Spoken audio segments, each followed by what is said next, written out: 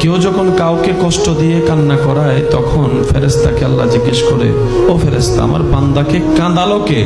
আমার বান্দার চোখে পানি আনলো কে? ফেরেশতা বলে, আল্লাহ অমুক অমুক অমুক অমুক এইভাবে তাকে কষ্ট দিয়েছে।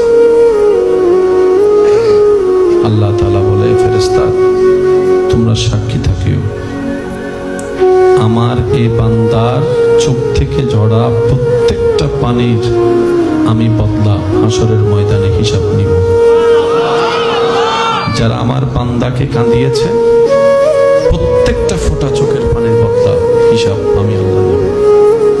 কারণ বান্দাটা আমার ভালোবাসার সৃষ্টি, প্রেমের সৃষ্টি, মহাব্বতের সৃষ্টি। সুবহানাল্লাহ।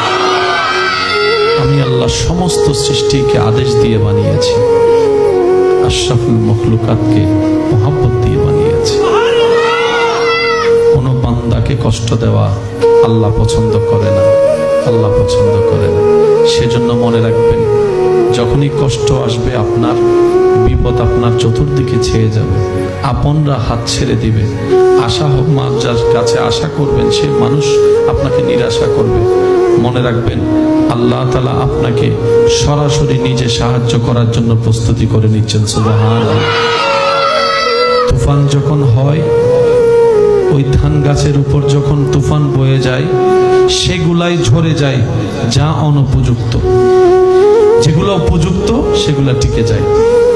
আল্লাহ তাআলা এরকম তুফান কিছু মানুষের জীবনে দেয়।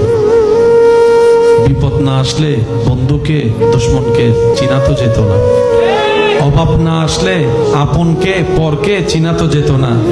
ওই জিনিসগুলাকে জানার জন্য, প্র্যাকটিক্যালি বুঝার জন্য আল্লাহ তাআলা আপনার আমার সামনে কিছু সিচুয়েশন এনে দেয়। যখন বান্দা যাকে ছাড়া থাকতে পারে না, চলতে পারে না, এমন মানুষও যখন অভাবের সময় হাত ছেড়ে দেয়, তখন বান্দা বলে, কাকে আপন ভেবেছিলাম, আপন তো কেউ নাই, আপন তো কেউ নাই, আপন তো কেউ নাই, ডানেও কেউ নাই, বামেও কেউ নাই। আল্লাহ পাক বলে যে, বান্দা তুই যেন বুঝতে পারিস আমি আল্লাহ ছাড়া তোর আপন কেউ নাই দুনিয়াতে, এটা যেন তুই বুঝতে পারিস, সেজন্য আমি আল্লাহ এই সিস্টেমটা করে দিয়েছি। সুবহানাল্লাহ।